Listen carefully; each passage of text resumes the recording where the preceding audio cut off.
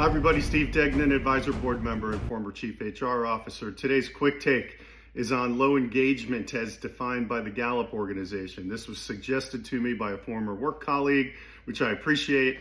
And the whole issue is Gallup did a recent survey. It's one that they do regularly that tells us that only 32% of the workforce nationally is engaged based on their macro survey that they do regularly. This is slightly above a historical low that they had a year ago of 30%.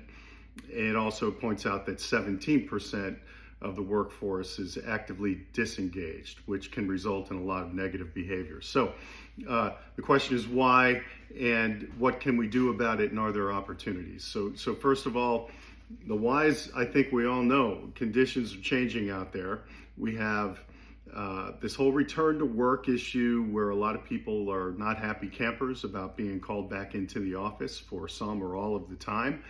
And we also have intensity and pressure and change accelerating all the time, making things not so fun. There are no set it and forget it careers anymore. I think we know that. I'm going to add one disclaimer or one doubt, and that's that I think when it comes to engagement, some people taking the survey may be talking more about am I satisfied with the terms and conditions of my employment? Like, do I work remotely and what am I paid? And engagement's a much bigger topic. But okay, let's go on and talk about what can we do about all this. Number one, no excuses as leaders, right? So I saw islands of extremely high engagement in my career in relatively high engagement companies and workforces. So there are discriminating factors among leaders, right? And they all come down to several different things. Number one might be, what do we tolerate as leaders? One of my favorite performance coaches, Jeremy Boone, talks at length about the low points in your organization are basically what leaders tolerate on any metric. It's something that's being tolerated.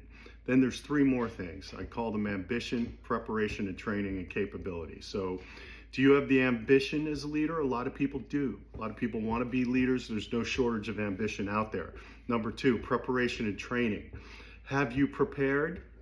Has someone prepared you? That's a big question in a lot of places. Number three, capability. Do you actually have the capability to take over as a leader and to do the right things as a leader? Again, big questions on that one, and those are usually the areas where we get into trouble. The opportunity, however, in this area is huge for those that want to go after it.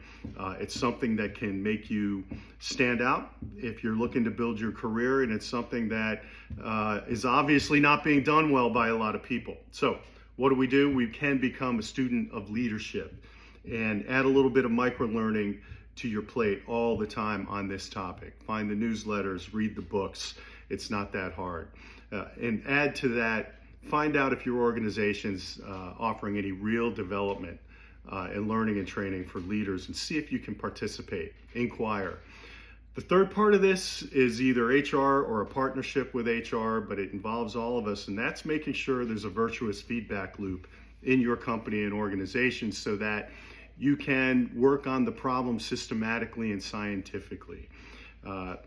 Overall, look at low engagement as a rating on the leadership of the company and take ownership of it. And if you're personally disengaged, you need to take action as well and not sit there passively. So you can learn, you can invest in yourself personally, even outside of the job, and you can ask about opportunities. So that's my take on engagement. I hope you found this helpful. See you next time.